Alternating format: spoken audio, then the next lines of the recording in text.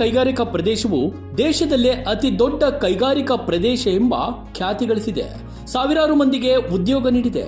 ಇದರಲ್ಲಿ ಮಹಿಳೆಯರು ತಮ್ಮ ಸ್ವಾವಲಂಬಿ ಬದುಕು ಕಟ್ಟಿಕೊಳ್ಳಲು ಸಹಕಾರಿಯಾಗಲು ಮಹಿಳೆಯರಿಗೂ ಕೂಡ ಉದ್ಯೋಗ ಸೃಷ್ಟಿ ಮಾಡಿದೆ. ಇದೆಲ್ಲ ಬದಿಗೊತ್ತಿ ನೋಡಿದಾಗ ಇಲ್ಲಿ ಅಭಿವೃದ್ಧಿ ಶೂನ್ಯ ಎನಿಸ್ತದೆ. ಹಾಗಾದ್ರೆ ಪೀಣ್ಯ ಕೈಗಾರಿಕಾ ಪ್ರದೇಶದ ಕ್ಷೇಮಾಭಿವೃದ್ಧಿ ಹೊಣೆ ಯಾರದು ಅಂತ ಹೇಳಿದ್ರೆ ಆ ಹೊಣೆ ನನಗೆ ಇರಲಿ. ನನ್ನ ಅಧಿಕಾರ ಅವಧಿಯಲ್ಲಿ ಇಡೀ ಪೀಣ್ಯ ಕೈಗಾರಿಕಾ ಪ್ರದೇಶವನ್ನು ಅಭಿವೃದ್ಧಿಪಡಿಸುವುದಾಗಿ ನೂತನ ಅಧ್ಯಕ್ಷರ ಹಾಗೂ ಪದಾಧಿಕಾರಿಗಳ ಮತ್ತು ಆಡಳಿತ ಮಂಡಳಿಯ ಸದಸ್ಯರ ಪದಗ್ರಹಣ ಸಮಾರಂಭದಲ್ಲಿ ಪೀಣ್ಯ ಕೈಗಾರಿಕಾ ಸಂಘದ ಅಧ್ಯಕ್ಷರಾಗಿ ಆಯ್ಕೆಯಾದ ಶಿವಕುಮಾರ್ ಅವರು ಎಲ್ಲರನ್ನು ಉದ್ದೇಶಿಸಿ ಮಾತನಾಡಿದರು. ನನ್ನ ಹೆಸರು ಶಿವಕುಮಾರ್ ಅಂತ. ನಾನು 46ನೇ ಪ್ರೆಸಿಡೆಂಟ್ ಆಗಿ ಆಯ್ಕೆಯಾಗಿದ್ದೀನಿ ಪೀಣ್ಯ ಕೈಗಾರಿಕಾ ಸಂಘಕ್ಕೆ.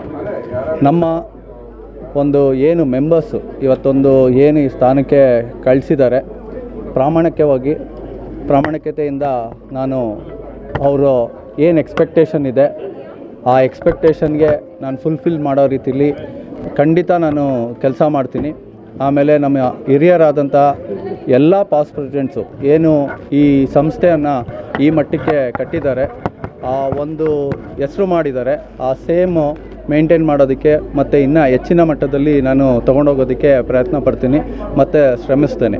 ಹಾಗೆ ಚಾಲೆಂಜಿಂಗ್ಸ್ ಥಿಂಗ್ಸ್ ಅಂದರೆ ನಮ್ಮ ಕೈಗಾರಿಕಾ ಪ್ರದೇಶದ ಭಾಗದಲ್ಲಿ ನಮ್ಮ ಒಂದು ಮೂಲಭೂತ ಸೌಕರ್ಯ ಅದಕ್ಕೆ ಒತ್ತು ಕೊಡಬೇಕು ಅಂತ ನಮ್ಮ ರಾಜ್ಯ ಸರ್ಕಾರಕ್ಕೆ ಮತ್ತೊಮ್ಮೆ ಮನವಿ ಮಾಡ್ತೀನಿ. ನಿಮ್ಮ ಮುಖಾಂತರದಲ್ಲಿ, ಮಾಧ್ಯಮ ಮುಖಾಂತರದಲ್ಲಿ ದಯವಿಟ್ಟು ನಮ್ಮ ರಾಜ್ಯ ಸರ್ಕಾರದವರು ನಮ್ಮ DCM ಆದಂಥ ಶಿವಕುಮಾರ್ ಸರು ಈ ಭಾಗಕ್ಕೆ ಒಂದು ಸಲ ಭೇಟಿ ಮಾಡಿದ್ರೆ ನಮ್ಮ ಮೂಲಭೂತ ಸೌಕರ್ಯಗಳನ್ನು ಕಲ್ಪಿಸಿಕೊಟ್ರೆ ನಮಗೆ ಇನ್ನೂ ಒಂದು 30% ಎಕನಾಮಿ ಗ್ರೋತು ಆಗುತ್ತೆ ಮತ್ತು ಒಂದು 3 ಲಕ್ಷದಷ್ಟು ನಾವು ಎಂಪ್ಲಾಯ್ಮೆಂಟ್ ಜನ್ರೇಷನ್ನು ಕೂಡ ಕೊಡ್ತೀವಿ ಅಂತ ಈ ಸಂದರ್ಭದಲ್ಲಿ ನಾನು ಹೇಳೋಕ್ಕೆ ಇಷ್ಟಪಡ್ತೇನೆ.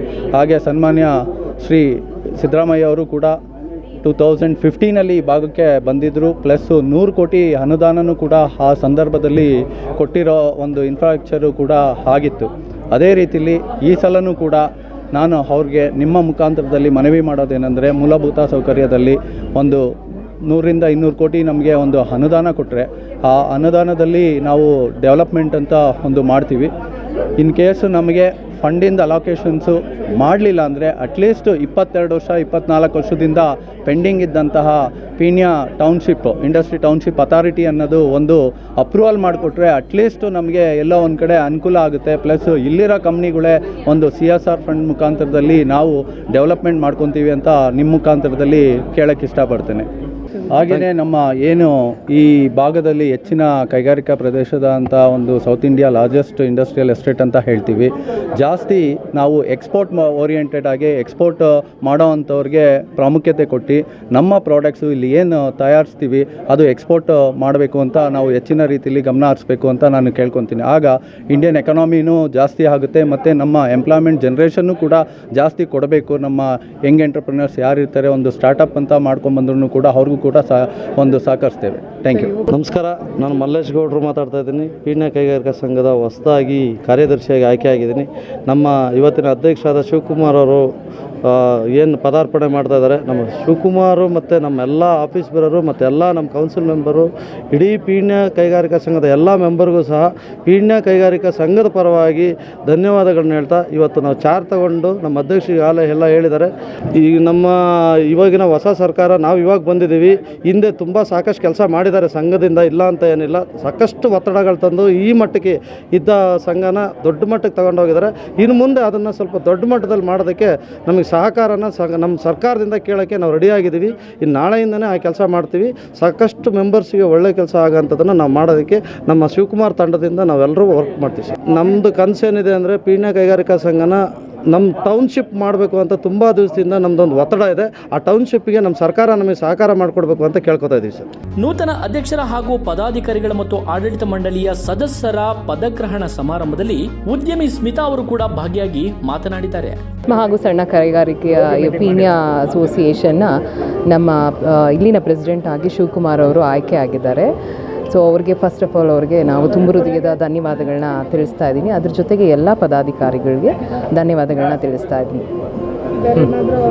ಹಾಂ, ತುಂಬ ಡೆಡಿಕೇಟಿವ್ ಪರ್ಸನ್ನು. ಆ್ಯಕ್ಚುಲಿ ಒಬ್ಬ ಪ್ರೆಸಿಡೆಂಟ್ಶಿಪ್ ತೊಗೋಬೇಕು ಅಂತಂದರೆ ಲೀಡರ್ಶಿಪ್ ಕ್ವಾಲಿಟಿ ಯಾರಿಗಿರಬೇಕು ಅಂದರೆ ಎಲ್ಲರೂ ಒಟ್ಟಿಗೆ ತೊಗೊಂಡೋಗುವಂಥ ಒಂದು ಫಸ್ಟ್ ಗುಣ ಇರಬೇಕು. ಆ್ಯಕ್ಚುಲಾಗಿ ಎಲ್ಲ ಪ್ರಾಬ್ಲಮ್ನ ಅವರು ಫಸ್ಟ್ ಕೇಳಬೇಕು, ದೆನ್ ಅಸೆಸ್ ಮಾಡಿ ಯಾವುದನ್ನು ಫಸ್ಟ್ ಪರಿಗಣನೆ ಮಾಡಿಕೊಂಡು ಮಾಡಬೇಕು ಅನ್ನೋದು ಅವ್ರಿಗೆ ತುಂಬ ಹೆಚ್ಚಿನ ಕಾಳಜಿ ಇದೆ ಅವರಿಗೆ.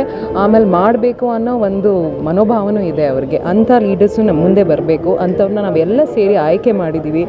ಆಮೇಲೆ ಇಲ್ಲಿ ಪೀಣ್ಯ ಅಸೋಸಿಯೇಷನ್ ಆ್ಯಕ್ಚುಲಿ ನಮ್ಮ ಏಷ್ಯಾ ಖಂಡದಲ್ಲೇ ಒಂದು ಬಿಗ್ಗೆಸ್ಟ್ ಇಂಡಸ್ಟ್ರಿಯಲ್ ಎಸ್ಟೇಟ್ ನಮ್ಮದು ಪೀಣ್ಯ ಆಗಿರೋದು. ಸೊ ಇನ್ಫ್ರಾಸ್ಟ್ರಕ್ಚರಲ್ಲಿ ತುಂಬ ಕೊರತೆ ಇದೆ. Actually maximum GST we are paying over here. So ನಮಗೆ ನಮಗೆ ಏನು ಬೇಕಾಗಿರುವಂಥ ಮೂಲಭೂತ ಸೌಕರ್ಯಗಳು ಹೆಚ್ಚಾಗಿ ನಮಗೆ ಸಿಗ್ತಾ ಇಲ್ಲ. ಸೊ ಹಾಗಾಗಿ ನಮಗೆ ಯಾರಾದರೂ ಒಂದು ಧ್ವನಿ ಇಲ್ಲಿಂದ ನಮ್ಮ ಸ್ಟೇಟ್ಗೆ ಸೆಂಟ್ರಲ್ಗೆ ಹೋಗುವಂಥವ್ರು, ನಮ್ಮ ಇನ್ಫ್ರಾಸ್ಟ್ರಕ್ಚರ್ ಡೆವಲಪ್ಮೆಂಟ್ ಮಾಡ್ತಾ ಇರುವಂಥವ್ರು. ಯಾಕಂದರೆ ಇವತ್ತು ಯಾವತ್ತಿದ್ರೂ ನಮ್ಮ ರೈತರು ನಮ್ಮ ಬೆನ್ನೆಲುಬು. ಅದೇ ಥರ ಸಣ್ಣ ಮತ್ತು ಸೂಕ್ಷ್ಮ ಕೈಗಾರಿಕೆಯಲ್ಲಿರೋರು ಕೂಡ ಬೆನ್ನೆಲುಬು. ಈ ದೇಶದ ಬೆನ್ನೆಲುಬಾಗಿರುವಂಥ ನಮ್ಮರಿಗೆ ನಮ್ಮನ್ನು ನಂಬ್ಕೊಂಡಿರುವಂಥ ಲಕ್ಷಾಂತರ ಕೆಲಸಗಾರರಿದ್ದಾರೆ ಇಲ್ಲಿ. ಸೊ ಅವರಿಗೆ ದನಿಯಾಗಿ ನಮ್ಮ ಪ್ರೆಸಿಡೆಂಟ್ ಆಗಿರುವ ಶಿವಕುಮಾರ್ ಅವರು ಖಂಡಿತ ನ್ಯಾಯವನ್ನು ತಲುಪಿಸ್ಕೊಡ್ತಾರೆ ಅಂತ ನಾನು ಖಂಡಿತ ನಂಬಿದ್ದೀನಿ. ನೂತನ ಅಧ್ಯಕ್ಷರ ಹಾಗೂ ಪದಾಧಿಕಾರಿಗಳು ಮತ್ತು ಆಡಳಿತ ಮಂಡಳಿಯ ಸದಸ್ಯರ ಪದಗ್ರಹಣದ ಸಮಾರಂಭವು ಸಂಘದ ಕಚೇರಿ ಸಭಾಂಗಣದಲ್ಲಿ ಅಧಿಕಾರ ಸ್ವೀಕಾರ ಕಾರ್ಯಕ್ರಮ ನಡೆಯಿತು. 46ನೇ ಅಧ್ಯಕ್ಷರಾಗಿ ಶಿವಕುಮಾರ್ ಅವರು ಅಧಿಕಾರ ಅಲಂಕರಿಸಿದ್ರು. ಇನ್ನುಳಿದಂತೆ ಸಂಘದ ಪದಾಧಿಕಾರಿಗಳಾಗಿ ಹಿರಿಯ ಉಪಾಧ್ಯಕ್ಷ DP ದಾನಪ್ಪ, ಉಪಾಧ್ಯಕ್ಷರಾಗಿ DH ಪಾಟೀಲ್, ಕಾರ್ಯದರ್ಶಿ ಮಲ್ಲೇಶ್ ಗೌಡ, ಜಂಟಿ ಕಾರ್ಯದರ್ಶಿ K ವೆಂಕಟೇಶ್, ಖಜಾಂಚಿ C ಕೃಷ್ಣಮೂರ್ತಿ, ಜಂಟಿ ಕಾರ್ಯದರ್ಶಿಯಾಗಿ ಗೋಪಾಲ ರೆಡ್ಡಿ ಅವರು ಅಧಿಕಾರ ಸ್ವೀಕರಿಸಿದರು. ಈ ಸಂದರ್ಭದಲ್ಲಿ ಅಧ್ಯಕ್ಷರಾದ ಶಿವಕುಮಾರ್ ಅವರು ಮತ್ತೊಮ್ಮೆ ಮಾತನಾಡಿ, ಪೀಣ್ಯ ಕೈಗಾರಿಕಾ ಪ್ರದೇಶದ ಅಭಿವೃದ್ಧಿಗಾಗಿ ನಾವೆಲ್ಲರೂ ಒಟ್ಟಾಗಿ ಶ್ರಮಿಸುವುದಾಗಿ ಭರವಸೆ ನೀಡಿದರು. ಈ ಸಂದರ್ಭದಲ್ಲಿ ಹಲವು ಉದ್ಯಮಿಗಳು ಸೇರಿದಂತೆ ಇತರರು ಭಾಗಿಯಾಗಿದ್ದರು.